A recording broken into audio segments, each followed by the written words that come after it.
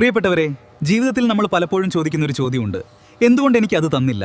പക്ഷെ നമ്മൾ ചോദിക്കേണ്ടത് മറ്റൊന്നാണ്, എന്തുകൊണ്ട് എനിക്ക് ഇത്രയും തന്നു? ഒരു ചെറിയ കഥ പറയാം. ഒരു ഗ്രാമത്തിൽ രണ്ടുപേരുണ്ടായിരുന്നു. ഒരാൾ വളരെ സമ്പന്നൻ, മറ്റൊരാൾ ദരിദ്രൻ. സമ്പന്നൻ ദിവസവും ദൈവത്തോട് പരാതിപ്പെടും, എനിക്ക് ഇതുപോരാ, ഇനിയും വേണം. പക്ഷേ ദരിദ്രൻ ദിവസവും പറയുന്നത്, ദൈവമേ, ഇന്നും ഞാൻ ജീവിച്ചിരിക്കുന്നു, അങ്ങേക്ക് നന്ദി. ഒരു ദിവസം ഇരുവരുടെയും ജീവിതത്തിൽ വലിയ മാറ്റം സംഭവിച്ചു. സമ്പന്നൻ തന്റെ സമ്പത്ത് നഷ്ടപ്പെടുത്തി.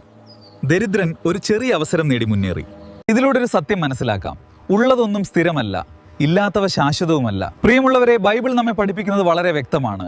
വിനയമുള്ളവർക്ക് ദൈവം കൃപ നൽകുന്നു. അഹങ്കാരമുള്ളവനെ ദൈവം ഉയർത്തുകയില്ല, പക്ഷെ വിനയമുള്ളവനെ ദൈവം കൈപിടിച്ചുയർത്തും. നമ്മുടെ ജീവിതത്തിൽ 3 കാര്യങ്ങൾ ശ്രദ്ധിക്കണം. 1. ഉള്ളതിൽ അഹങ്കാരം വേണ്ട. നിനക്കുള്ളത് നിന്റെ കഴിവുകൊണ്ടല്ല, ദൈവത്തിന്റെ അനുഗ്രഹം കൊണ്ടാണ്. 2. ഇല്ലാത്തതിൽ വിഷമം വേണ്ട.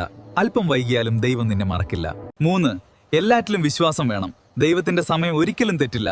ഓർക്കുക, ജീവിതം മാറാൻ അധിക സമയം വേണ്ട. ഒരു നിമിഷം മതി. ദൈവം കൈവച്ചാൽ എല്ലാം മാറും. കാരണം നന്ദി പറയുന്ന ഹൃദയം ഒരിക്കലും ശൂന്യമാകില്ല.